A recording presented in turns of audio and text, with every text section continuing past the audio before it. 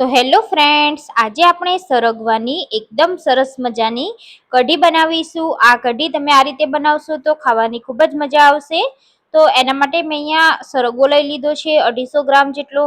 સરગવાને આપણે આ રીતે છાલ ઉતારી લેવાની છે અને તેના ટુકડા કરી લેવાના છે। મીડિયમ ટુકડા કરવાના છે અને એક જ સાઈઝના બધા ટુકડા કરી લેવાના છે। તો એવી જ રીતે આપણે બધા સરગવાને આ રીતે ટુકડામાં સમારી લેવાનું છે। તો આપણે સરગવાને બાફવાનો છે। તો ઘણા લોકો બાફવામાં વરાળથી બાફતા હોય છે, ઘણા લોકો ડાયરેક્ટ કુકરમાં બાફતા હોય છે। તો આજે આપણે ડાયરેક્ટ કુકરમાં એક જ સીટીમાં આપણે આ સરગવાને બાફવાનો છે। તો અહીંયા આપણે અડધા ગ્લાસ જેટલું પાણી રેડવાનું છે। એમાં આપણે મીઠું અને ચપટી જેટલી હળદર એડ કરીશું। તો મીઠું અને હળદર એડ કરવાથી સરગવામાં ખૂબ જ સરસ એવી મીઠાશ આવે છે।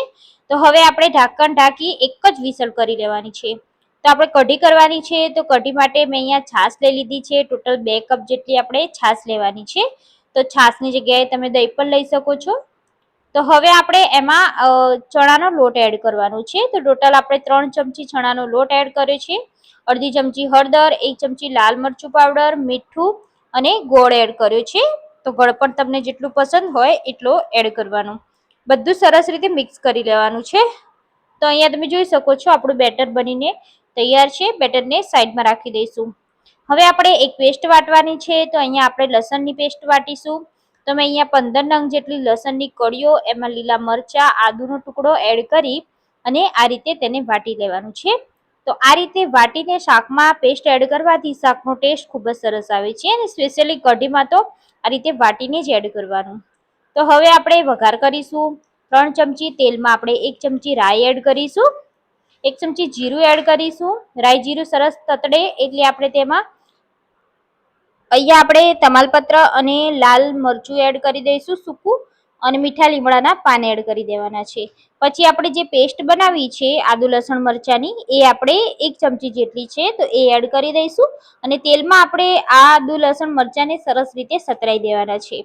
તો આ રીતે સતરાવાથી એમાં લસણની કચાશ, મરચાની કચાશ દૂર થઈ જશે અને સરસ એવો કઢીનો ટેસ્ટ આવે છે। તો હલકું એવું સતડાઈ જાય એટલે તરત જ આપણે તેમાં થોડી એવી હિંગ એડ કરી દઈશું। અહીંયા હિંગ આપણે જ્યારે વઘારમાં જ એડ કરવાની હોય છે, પણ હું ભૂલાઈ ગયું હતું એટલે આપણે અત્યારે એડ કરી દઈશું। બનાવેલું આપણે જે છાશનું બેટર છે તે બધું જ આપણે એડ કરી દેવાનું છે। બેટર એડ કરતી વખતે આપણે ગેસની ફ્લેમ સ્લો રાખવાની છે, જેથી આ ફાટી ના જાય છાશ। અને આપણે તેમાં જેટલી છાશ હતી એટલું જ પાણી લઈ લેવાનું છે અને પાણી પણ એડ કરી દઈશું। હવે આપણે આ કઢીને ઉકાળવાની છે। તો કઢીને સરસ ઉકાળીશું તો ખાવાની ખૂબ જ મજા આવે છે। એટલે એક ઉભરો આવે ત્યાં સુધી આપણે તેને ઉકાળીશું। ત્યાં સુધી આપણી સરગવાની શીંગો પણ સરસ રીતે બફાઈ ગઈ છે। તમે જોઈ શકો છો એક જ વિસલમાં શીંગો સરસ બફાઈ જાય છે અને કઢીમાં પણ સરસ એવો ઉભરો આવી ગયો છે। આ રીતે ઉભરો આવ્યો એક, એટલે આપણે તેમાં જે સરગવાની શીંગો બાફીને રાખી છે તે એડ કરવાની છે। તો ઉભરો આવે પછી જ એડ કરવાની। તો હવે આપણી કઢી સરસ એવી પકવાઈ ગઈ છે। હવે આપણે સરગવાની શીંગો એડ કરી દઈશું, પાણી સહિત જ એડ કરીશું। તો હવે આપણે મિક્સ કરી લઈશું। હવે સરગવાની શીંગોમાં આપણા કઢીનો ફ્લેવર બેસી જાય ત્યાં સુધી તેને ઉકાળવાની છે। તો લગભગ આ કઢી અડધી ના થઈ જાય ત્યાં સુધી આપણે ઉકાળીશું। 3 કે 4 ઉભરા આવે ત્યાં સુધી આપણે એને ઉકાળીશું અને આ રીતે હલાવતા પણ રહીશું, એટલે આપણો ઉભરો બહાર ના જતો રહે, એનું ખાસ ધ્યાન રાખવાનું, નહીં તો બધો જ મસાલો ઉભરાઈ જશે। તો હવે આપણે આ રીતે કઢીને ઉકળવા દીધી છે, સરસ રીતે ઉકળી ગઈ છે, તમે જોઈ શકો છો। પણ હજી પણ આપણે 2 થી 3 ઉભરા લાવવાના છે, જેથી આપણી કઢીનો ખૂબ જ સરસ એવો ટેસ્ટ આવે। જેટલી કઢી ઉકળશે એટલો ટેસ્ટ ખૂબ જ સરસ આવશે। મસાલા આપણે બધા જ કરી દીધા છે। તમને લાગે કે મસાલા ઘટ છે તો તમે અહીંયા એડજસ્ટ કરી શકો છો। કઢી એવી સરસ મજાની ઉકળી ગઈ છે, તમે જોઈ શકો છો। આ રીતે થોડી ઘાટી પણ થઈ ગઈ છે અને બધું જ સરગવામાં કઢીનો ફ્લેવર પણ બેસી ગયો છે। તો હવે આપણે લાસ્ટમાં લીલા ધાણા એડ કરી દઈશું અને આપણે ગેસની ફ્લેમને બંધ કરી દેવાની છે। અને આ ગરમા ગરમ કઢીને આપણે રોટલા, રોટલી, ભાખરી કે પછી ખીચડી સાથે સર્વ કરીશું। ખાવાની ખૂબ જ મજા આવશે। એકવાર જરૂરથી આ કઢી બનાવી લેજો।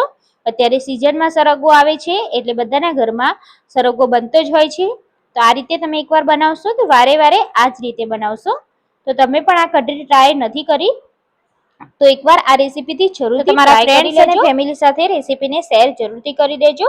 ચેનલ પર નવા છો તો પ્લીઝ ચેનલને સબસ્ક્રાઇબ કરવાનું ના ભૂલતા. ફરી મળીશું આપણે નવી રેસીપી સાથે.